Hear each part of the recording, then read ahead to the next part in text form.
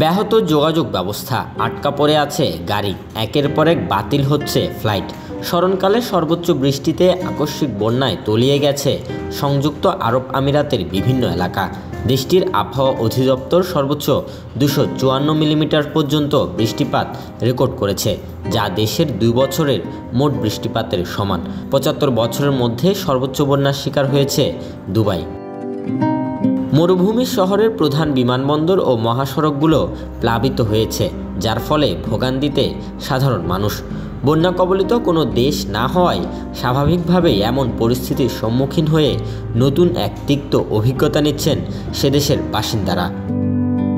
মধ্যপ্রাচ্যের আরেক দেশ ওমানেও ভারী বর্ষণে প্রাণ হারিয়েছেন অন্তত 18 জন।